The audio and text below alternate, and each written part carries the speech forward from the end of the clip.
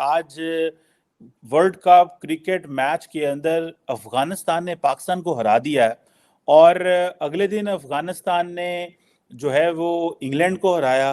तार साहब, आप अमेरिका के हवाले से एक लफ्ज इस्तेमाल करते हैं कि लगता है कि अमेरिकन बोर हो गए हैं। तार साहब, हमने तो कोई कामयाबी भी हासिल नहीं की, हम क्यों बोर हो गए हैं तरक्की से, कामयाबी से? और ये जो मैच हारना है, इसको क्या आप मेरिट का कत्ल समझते हैं कि हमारे क्रिकेट टीम में मेरिट नहीं है, अफगानिस्तान की टीम को एक अच्छी टीम समझते हैं, या क्या आप समझते हैं कि कुछ चेक एंड बैलेंस ही नहीं है हमारे मुल्क के अंदर? What do you make of that sir? Cheema साहब, मैं सबसे पहले तो ये पूछना चाहूंगा कि ये हार तो गए, ये वापस किस तरह आएंगे? पैदल आएंगे वहां से? कि सुना आज पीआईए की 72 फ्लाइटें कैंसिल हो गई। और मुझे इन पे कोई दुख नहीं है, ये बच्चों पे क्या दुख होना है? छोटे छोटे बच्चे। और इनको भेजा किसने था भाई वहां पे? चीमा साहब, मुझे भेजने वालों पे अफसोस है, जिनको पता नहीं था कि ये बच्चे किस काबिल है, ये क्या करना चाहते।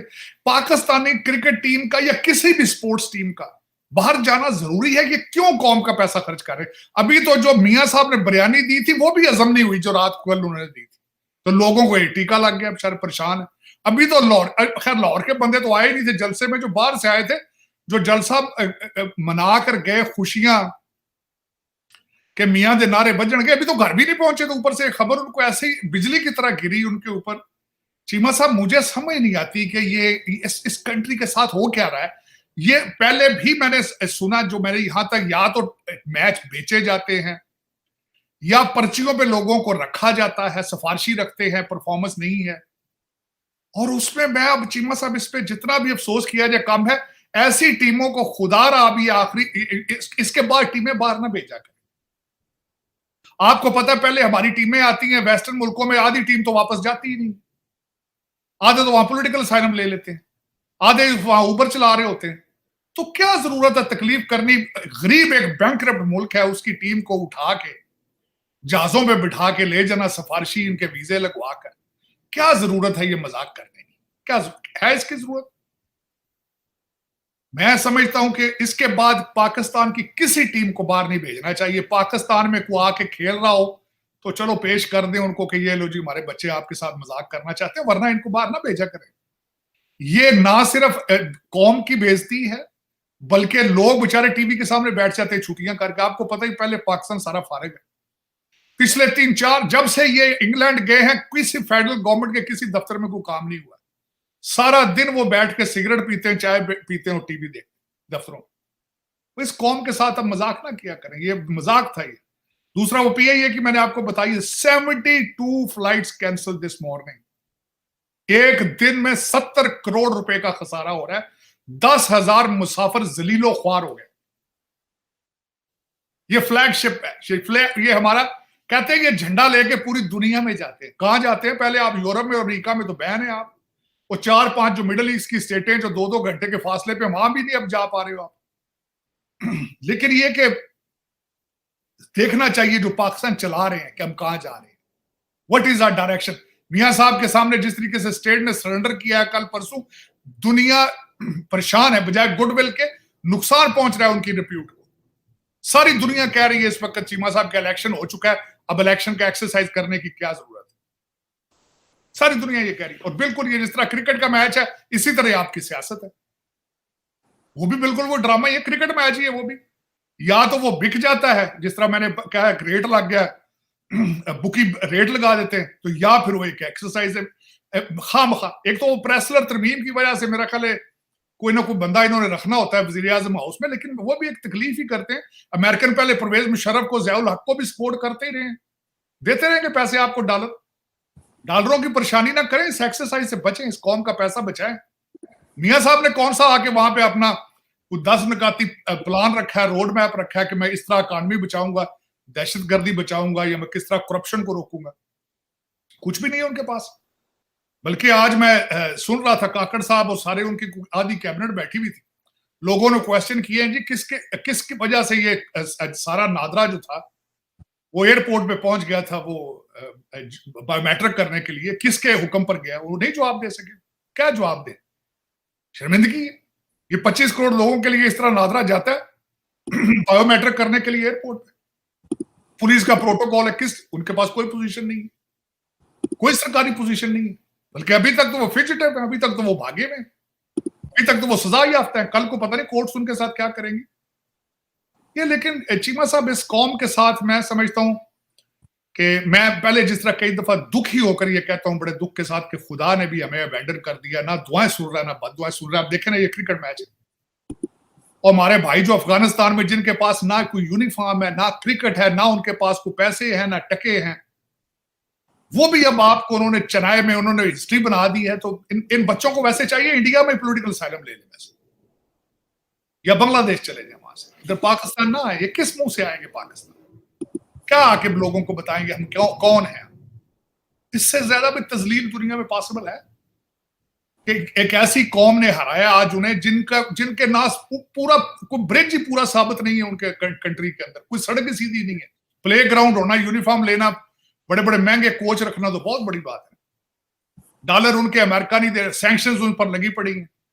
मैं हैरान हूं वैसे जाती तौर पर चीमा साहब, मैंने पहले भी आपको कई दफा कहा था कि पाकिस्तान के लोगों को खुदा का नाम है लंदन भेजने की बजाय ना काबुल यूनिवर्सिटी में भेजा करें। ये वहां से जाके इकोनॉमिक्स पढ़े कि किस तरह सैंक्शंस के दौरान आपके सारे डॉलर सक करके वो ले गए, किस खूबसूरती के साथ। एक खुदा दा ना जी, ये CSS अफसरान जो आप भेजते हैं यहाँ पे, इनको काबुल और कंधार की यूनिवर्सिटियों में भेजा करें, वहां से ये डिग्रियां लेकर आए कि मुल्क किस तरह चलाना है। ये हम हाथ बांधते हैं, ये साढ़े हाथ है जे, ये अपनी क्रिकेट टीम भी उनको को उधर जाके खेला करें, और ये आपके CSS अफसर जाके, आपका हर डिपार्टमेंट चलाने वाला जो है ना, उसके पास या ऑक्सफोर्ड, कैम्ब्रिज और हार्वर्ड की डिग्री है। इनको कंधार यूनिवर्सिटी में भेजें, ये वहां से सीख कर आए कि किस तरह सैंक्शंस के दरमियान सर्वाइव किस तरह करना है। आपके ऊपर तो सैंक्शंस ही कोई नहीं ना, आप तो IMF के बिलियंस लेकर भी नहीं सर्वाइव कर रहे अभी तक, तो वो बगैर किसी के कर रहे। तो चीमा साहब, आज हिस्ट्री बनी है, लेकिन मैं समझता हूं कि आप बस्तियों की नई गहराइयां ढूंढते हर वक्त मुतलाशी रहते हैं। आज वो आपने स्पोर्ट्स में देख ली, कौम पहले ही डिमोरलाइज्ड है, सीरियसली डिमोरलाइज्ड। ये उसके लिए एक अलग जलती में तेल वाली बात है। चीमा साहब, इस पे जितना भी दुख किया जाए कम है। आज ये पाकिस्तान की स्पोर्ट्स की हिस्ट्री का डार्केस्ट डे है, लेकिन इसका रिजल्ट निकलना चाहिए। आज इनको अपने क्रिकेट एसोसिएशन के दफ्तर बंद कर देने चाहिए। वो जो मुलाजमीन है उनको शनाख्ती कार्ड दफ्तर में ले जाएं, वहां उनको रख दें। ज़काउल्लाह साहब इनकी शुगर मिल है, इनको कहें आप उधर चले जाए या मंडी बहुदिन चले जाए, आप जहां से हैं ये। लेकिन ये कि आज के बाद ना क्रिकेट का नाम ले, हॉकी शाकी फुटबॉल तो वैसे ही खत्म है वहां पे। तो स्पोर्ट्स तो होती है उन कौमों के पास जिनके पास सबसे पहले जिनके अंदर नेशनलिज्म हो। नेशनलिज्म तो है नहीं, और हो सकता है आज का मैच भी बेचा हो, क्या पता है, कोई पठान भाइयों ने अच्छे पैसे लगा दिए हो, उनके पास पैसा तो बहुत। तार साहब, वैसे ही लगता तो यह है कि अफगानिस्तान में ज्यादा नेशनलिज्म है, जैसे वो जज्बे से खेल रहे थे। जिस तरह जज्बे से खेल रहे हैं, जिस तरीके से उन्होंने ट्रैवल एडवाइजरी दे दी थी पाकिस्तान होने को, उधर ना जाना भी, उधर बहुत खतरनाक हालात, जिस तरीके से आपका वो मजाक उड़ाते हैं। इस दफा जो तालिबान आए हैं वो different, these are the different Taliban than the previous one. उन्होंने अब कोई किसी चीज को जलाया नहीं है, किसी को तोड़ा नहीं है, किसी चीज को उन्होंने। और मैं हैरान हूं, अगले दिन मैंने यूट्यूब पे एक अफगानी अमेरिकन गया अफगानिस्तान के अंदर, उसने कहा कि मैं रात को ट्रैवल करता रहा हूं, कोई क्राइम नहीं है कहीं, जगह जगह तालिबान मुझे रोक के पूछते थे तुम ठीक हो, तुम्हें कोई प्रॉब्लम तो नहीं है, तुमने खाना खाना है। मैं अब सरप्राइज्ड। और आप अपने मुल्क के अंदर देख लें हालात के, तो वो उनके पास ये जज्बे के साथ चीजें होती, जज्बे के साथ। तो हमारा जज्बा कोई नहीं ना। दर हकीकत हमारे जो 10-15 हजार जो रूलिंग एलीट है वो सारी डुअल सिटीजन है, वो तो पाकिस्तान लूटने के लिए जाते हैं, वेकेशन के लिए जाते हैं, रहते तो वो लंदन बासी। देखे ना, जो नया प्राइम मिनिस्टर है वो भी लंदन से आया, जो इससे पिछला था वो भी फौरन वहां वापस गया। अब बच्चे प्रॉपर्टियां सब कुछ वहां है, हर एक की। तो वो पाकिस्तान के लिए क्यों खेलेंगे या पाकिस्तान के लिए दर्द सर क्यों लेंगे? आप तो मेरे ख्याल में आजाद नहीं है, आपका कैपिटल तो अभी तक लंदन में है। आपसे तो ब्रिटिश लोग परेशान है, वो कहते हैं यार 80-47 छड़ के आगे जाए, फिर साढ़े पीछे पीछे। कोई समझ नहीं चीमा साहब। ऐसे सख्त मायूस था मैं कि ये अफगानिस्तान इंसल्टिव, आई फेल्ट इंसल्टिव मैनर, कि ये वो आपने एक वर्ल्ड कप लेने वाले को वजीर आजम बनाया इसी क्रिकेट टीम का। तो और आज आप अंजाम देख लें अपना क्या। इसके बाद आपकी टीम को, हम सीरियस नोट्स पे कह रहा हूं चीमा साहब, आपकी टीम को पाकिस्तान से बाहर नहीं जाना चाहिए दोबारा। इसकी फंडिंग बंद कर देनी चाहिए। ताड़ साहब, आपको पता है कि रमीज राजा जो हैं पाकिस्तान क्रिकेट पीसीबी के हेड रहे हैं इमरान खान के दौर में, उन्होंने पाकिस्तान की नेशनल असेंबली की स्पोर्ट्स कमेटी के अंदर ये कहा था कि आज अगर भारत आईसीसी को पैसे देने बंद करे तो पाकिस्तान में क्रिकेट बंद हो जाएगी, क्योंकि वो जो पैसा भारत से जाता है आईसीसी में जाता है, उस आईसीसी से हम चलते हैं। तो मैं तो इस बात में बड़ा शोर मचा चुका हूँ कि ये तो इंडिया पाकिस्तान की पीसीबी को स्पॉन्सर कर रहा है। ताड़ साहब, हम तो ये भी नहीं खेल सकते, कभी नजम सेठी, कभी ये पता नहीं जिया कौन आ जाते हैं। ये इतने अमीर लोग हैं, इनको क्या ताड़ साहब शौक है क्रिकेट चलाने का? सिफारशी बच्चों को आगे भर्ती करना, वो पेप्सी वालों का इश्तेहार है, कोई उसमें से खा पी लेते होंगे, कोई इधर उधर टीके लगाते होंगे। चीमा साहब, पाकिस्तानी तो बगैर लालच के कुछ नहीं करते। ये शेक हैंड, ये स्माइल नहीं देते बगैर लालच के। शेक हैंड करना तो बहुत दूर की बात है। वाह, ये तो सवाल ही नहीं पैदा होता। कोई ना कोई अट्रैक्शन तो है ना इस चीज के अंदर, जो सारे भाजपा सिफारिशें कराते हैं एक दूसरे के साथ। सिफारिशें, नजम सेठी साहब की मैंने पूरी स्टोरी पढ़ी थी। उन्होंने अपना जर्नलिज्म कैरियर सारा छोड़ के इस पे आए थे। कोई नॉन प्रॉफिट काम के लिए तो नहीं आए थे। अल्टीमेटली कोई चार्म तो होगा इसमें।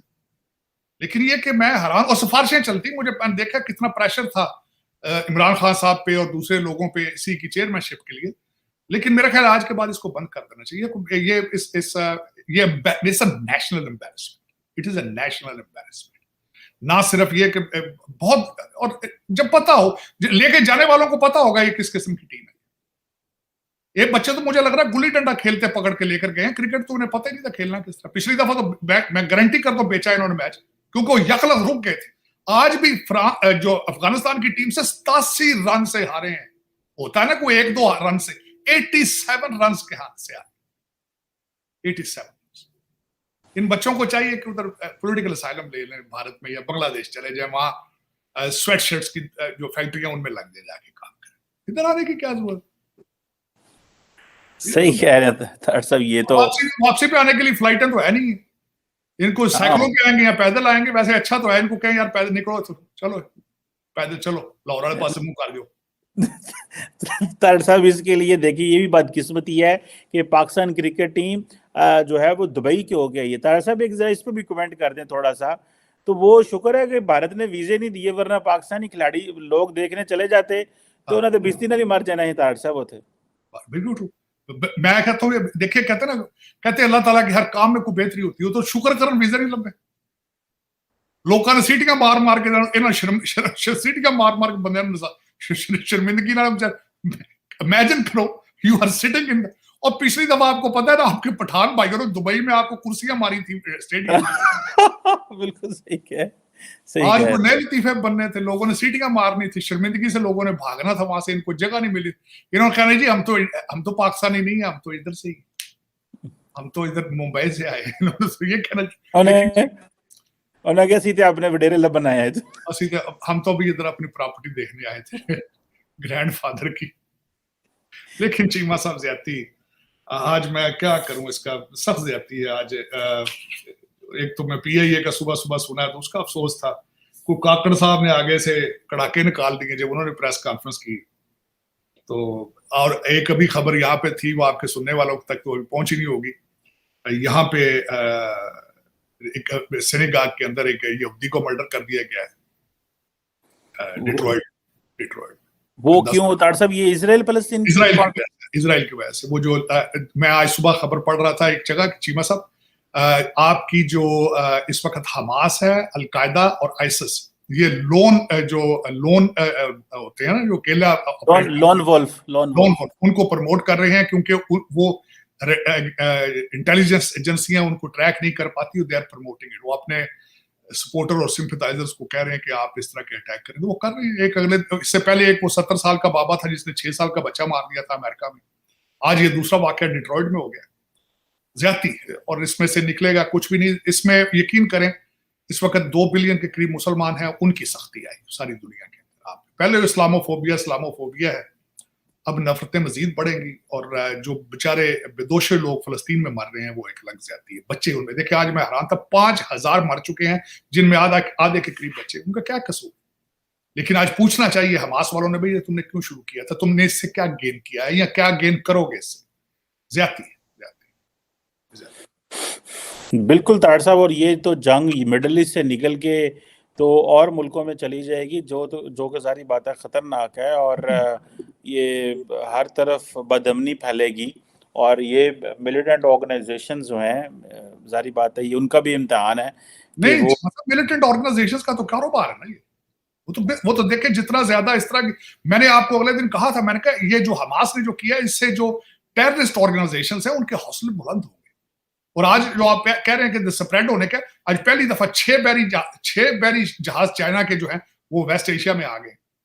पहला उनका साहब कुवैत और अमान से होकर वो 6 के 6 वहां आ गए। उनका डिस्ट्रॉयर है एक जो आ गया वहां, और फर्स्ट टाइम। और दूसरा जो कल आपने देखा होगा फिलिपाइन और चाइना का जो कोलिजन हुआ है शिप्स का, और उसके बाद आज सारा वेस्टर्न मीडिया उसी को कर रहा था, बल्कि स्टेट डिपार्टमेंट और पेंटागन की उसके ऊपर ब्रीफिंग थी आज इन चीजों के ऊपर के फिलिपीन और चाइना, और जो चाइना के 6 जहाज जो आ चुके हैं आसपास वहां पे, this is some serious matter. लेकिन क्वेश्चन अगेन कि हमास ने क्यों शुरू किया और इससे क्या निकलेगा, ये एक बहुत बड़ा क्वेश्चन। बिल्कुल सही कह रहे हैं तार साहब, वो तो एक है।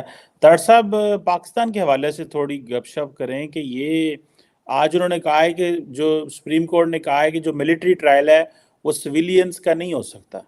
आप कैसे देखते हैं, क्योंकि ये 9 मई के वाकयात के बाद बहुत सारे लोगों के ऊपर जो मिलिट्री ट्रायल हो रहा था, तो do you believe that this is a breath of fresh air जो है वो मिलेगी पीटीआई को, या आप समझते हैं कि इससे कोई डायरेक्शन बदल सकती है?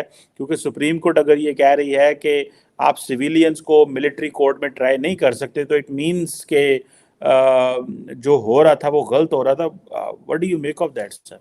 चीमा साहब, सबसे पहले 2 खबरें थी आज जुडिशरी रिलेटेड। एक तो ये खबर थी ये मिलिट्री ट्रायल के बारे में, दूसरा डार साहब को आज क्लीन चिट दे दी गई, दोबारा उनको ग्रीन सिग्नल दे दिया गया सारा कुछ। जो इस पे जो ये जो एक तो सबसे पहले इसके ऊपर अपील का हक है, वो पता नहीं अब अपील करते हैं या नहीं करते इसके खिलाफ। और उसके बाद चीमा साहब, इससे पहले ही फैसला लिया जा चुका है कि जो काफी लोगों को छोड़ दिया जाएगा। तकरीबन 101 लोग हैं, 104 लोग हैं जिनके खिलाफ मिलिट्री ट्रायल में केस चलना था।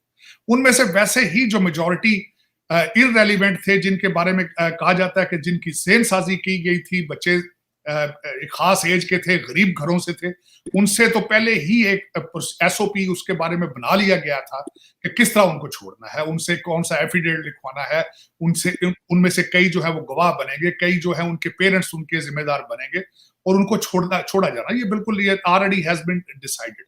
तो मैं समझता हूं कि इसमें देखिए मिलिट्री ट्रायल नहीं होगा, लेकिन ये बताएं कि जिस तरीके से नवाज शरीफ साहब को कल उनके 4 मिनट के अंदर जमानत दी गई है, आज डार साहब को जो है उनको भी फारग उन्हीं अदालतों ने कर दिया है। तो इनको मिलिट्री ट्रायल में नहीं होगा तो जो दूसरी अदालतें होंगी वो मिलिट्री स्टाइल में बिहेव करेंगी। ये इसमें कौन सी बड़ी बात है? अगर किसी को आज एक और बात है, आज आपको पता है ना कि आज साइफर के हवाले से भी जो है वो फर्द जुर्म जो है वो केस जो है रजिस्टर किया जाए, जिसमें से खान साहब का बचना बड़ा मुश्किल है।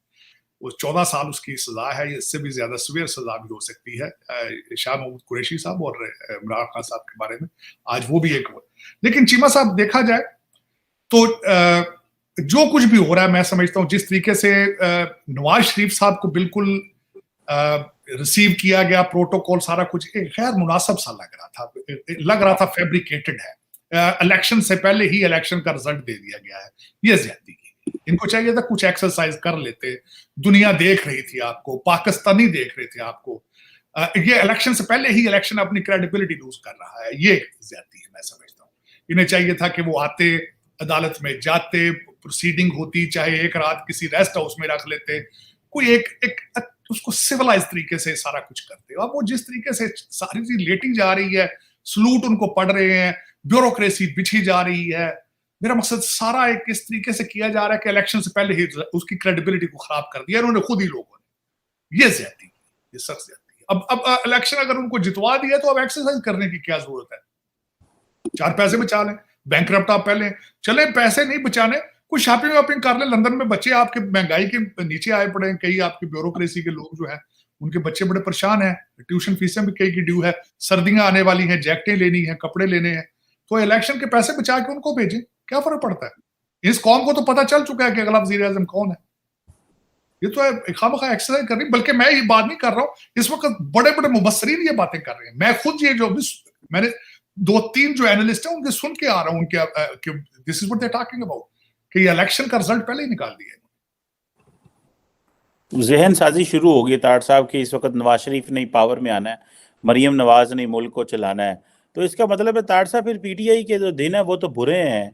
और एक तो ये चीज़ होगी, तो ताड़ साहब जो आज बिलावल भुट्टो जरदारी ने कहा है election delayed is election denied, आपको क्या लगता है? सियासत कर रहे हैं, पता तो उनको सारा अंदर खाते है कि क्या होने वाला और क्या है।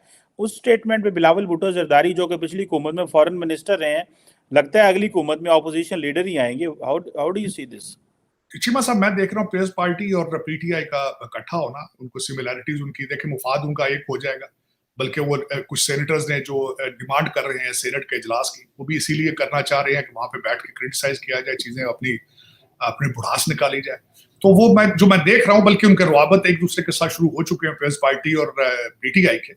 तो मैं फ्यूचर में देख रहा हूँ कि वो दोनों मिलके कोशिश करेंगे to play the role of opposition. वो किस हद तक कामयाब होते हैं ये अलग बात है। देखें उनके रवाबत कितने स्ट्रॉन्ग हैं एस्टेब्लिशमेंट या ब्यूरोक्रेसी के अंदर, ये सारा एक मैच होगा। लेकिन इसमें जाती तौर पर अगर देखा जाए जिस तरीके से सारा कुछ खेला जा रहा है, Pakistan doesn't look like winning out of it, जो एज अ स्टेट मैं जो समझता हूँ। क्योंकि इस वक्त 3 चीजें क्रूशल है पाकिस्तान के लिए, दहशतगर्दी के खिलाफ लड़ना, इकोनॉमी, तीसरी करप्शन। तो तीनों जो भी जो हम बातें कर रहे हैं, किसी ने भी आज तक कोई खुल के रोड मैप नहीं दिया। रोड मैप अभी तक एग्रीकल्चर के हवाले से सिर्फ दिया है तो आसिम मुनीर साहब ने दिया है, उसके हवाले से उन्होंने कुछ चले भी हैं, या माइनिंग के हवाले से। बाकी सियासी सेटअप में तो किसी के मुंह से भी नहीं आज तक निकला कि मैं कौन सी इंडस्ट्री लेकर आऊंगा, मैं बच्चों को आगे किस तरह लेकर जाऊंगा, how we will enter into the next century, जो कि इंफॉर्मेशन की सेंचुरी है। किसी के मुंह से अभी तक नहीं निकला। बल्कि एक और बात बताना चाहता हूँ, नवाज शरीफ साहब के बारे में एक सख्त जो आजकल कहा जा रहा है कि he is an old guy, his leaders are old, his ideas are old. Most of his सियासतदान जो है वो ट्विटर तक नहीं खुद करते, उन्होंने बच्चे आगे हायर किए हुए जो ट्वीट करते हैं।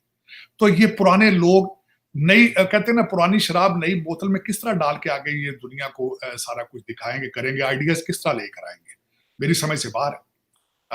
एक जो नया इन्होंने अगले दिन बात की है, जो इस पे बड़ा क्वेश्चन हो रहे हैं वेस्टर्न मीडिया में कि we want better relations with our neighbours, तो वो सियासी जलसों में बयान देने से थोड़ी हो जाएंगे। तो वो उस पर तो आपको काफी स्टेप्स लेने होंगे, काफी ज्यादा, क्योंकि खदशात हैं, इल्जामात हैं। आपके भाईजान ने जो ट्रेड मिनिस्टर भेजा था अपना हाई कमीशन ऑफ इंडिया में, वो तो $1 भी उसने ट्रेड नहीं किया। आप हमेशा एक कदम आगे लेते हैं, 2 कदम पीछे चले जाते हैं। इमरान खान साहब ने एक दफा अनाउंस किया था ट्रेड शुरू करेंगे शाम को, चेंज माइंड। लेकिन ये कि 2 जो आपको क्रूशल मैं समझता हूं जिनके साथ आपको ट्रेड शुरू करना होगा, ये रिलेशनशिप बेहतर करने होंगे, भारत और अफगानिस्तान। इसके बगैर आप do don't have any choice, no choice. लेकिन ताड़ साहब भारत तो बात ही नहीं करना चाहता। वो समझते हैं कि वो अगले दिन डॉक्टर जयशंकर ने कहा, उसने कहा कि जनाब जिस स्टॉक एक्सचेंज में जो कंपनी डूब रही होती है उस पर तो कोई पैसा नहीं लगाता। तो हम भी देख रहे हैं कि स्टॉक एक्सचेंज में, या बेसिकली वो कहना चाह रहे थे कि इंटरनेशनल सिस्टम है, पाकिस्तान इज इररेलेवेंट, तो हम क्यों उधर एक दरवाजा नहीं सही कहा। नहीं चीमा साहब, मैं हमेशा ये कहता रहा, आपकी जरूरत है, उनकी जरूरत नहीं। तो ताड़ साहब फिर कैसे ओपनिंग की जाए? उधर जाके दिल्ली एयरपोर्ट पे बैठ जाइए। नहीं देखिए, सबसे बड़ी जो मेरी नजर में मैं सुन रहा हूं जहां तक, कि किसी ना किसी तरीके से डायलॉग शुरू होंगे, करेंगे। अच्छा, उसमें चीमा साहब एक और चीज होती है, कई दफा डायलॉग शुरू नहीं किए जाते, बैकडोर डिप्लोमेसी होती है। नॉन स्टेट फैक्टर जो एक्टर्स होते हैं वो डायलॉग शुरू करने की कोशिश करते हैं। और उसमें मैंने जिस तरह बताया, जो मेरी अपनी इंफॉर्मेशन या मेरी अपनी एक नाकिस राय है, उनको खदशात हैं, वो हमेशा टेररिज्म के बारे से स्टेट फंडेड टेररिज्म के इल्जाम लगाते हैं। उनको क्लैरिफाई करना होगा। आपके जिस तरह आपके एनएसए थे पहले, आपके उसी लेवल के लोग पहले भी, जनरल फैज हमीद साहब जो है डायलॉग करते रहे हैं मिडिल ईस्ट के कंट्रीज में बैठ के, यूएई रोल प्ले करता रहा है। आप किसी ना किसी अपने जो आज भी यूएई की ह्यूज इन्वेस्टमेंट है कश्मीर के अंदर, you can use the UAE channel again. Matter of fact आप उनको कह सकते हैं कि हमारी बात कराएं, वी आर रेडी, हम टेबल पर बैठ के सारा प्रूव करना चाहते हैं कि we are not behind all of this. तो ये चीजें तो अल्टीमेटली किसी ना किसी को तो करना होगा, वरना you don't have any other way forward. आप इसी तरह बैठे रहे, यू आर लूजिंग देयर। उन्होंने तो आज अपना गंगयान शुरू कर दिया उन्होंने, वो तो मेरा मकसद है अपना 3 उन्होंने अपने एयरफोर्स के पायलट जो है उनकी तस्वीरें भी शाया कर दी हैं, और वो $1 बिलियन लगा के वो तो जा रहे हैं चांद के ऊपर, बल्कि 2035 तक वो अपना स्पेस स्टेशन बनाना चाहते हैं भारत, 2040 में वो मून पे जाना चाहते हैं। अदितिया 1 उन्होंने सूरज की तरफ भेज दिया है उनको तो। और दूसरा मैंने आपको कल परसों बताया था कि गूगल अपना फोन वहां बनाना चाहता है, सेलफोन जो है भारत में, और इस तरह की कई चीजें जो मैं गिनवाऊं तो उनकी लिस्ट ही नहीं बनती। जरूरत आपकी है, उनकी जरूरत नहीं है। तो हमेशा ज़हन में रखनी बात चीमा साहब। मैं आखिरी बात यह ऐड करना चाहूंगा, प्यासा कुएं के पास जाता है, कुआं प्यासे के पास नहीं आता। बिल्कुल सही कह रहे हैं तार साहब कि प्यासा कुएं के पास जाता है। पाकिस्तान को बीच में कुछ ऐसे ममालिक डालने चाहिए ताल्लुकात बेहतर करने में, कोई फ़र्क नहीं पड़ता इस चीज़ से। मुल्कों के लिए इस तरह के जो इवेंट्स हैं वो कोई मायने नहीं रखते। किसी ने मीडिएट करा दिया, आज कनाडा इंडिया के मामलात ख़राब हैं तो अमेरिका बीच में बैठा है, बातें करवा रहा है, चीज़ें कर रहा है। पाकिस्तान को भी अपने अच्छे जो गुड ऑफिसेज हैं उनको इस्तेमाल करना चाहिए। तार साहब आपने बिल्कुल सही कहा कि कुछ ना कुछ ऐसा होना चाहिए, लेकिन ज़ाहिर बात है तार साहब इस वक्त मिडल ईस्ट में हालात ख़राब हो गए हैं, सारी दुनिया वहाँ मसरूफ़ है, हमारे भी इलेक्शन है, इंडिया के भी इलेक्शन है।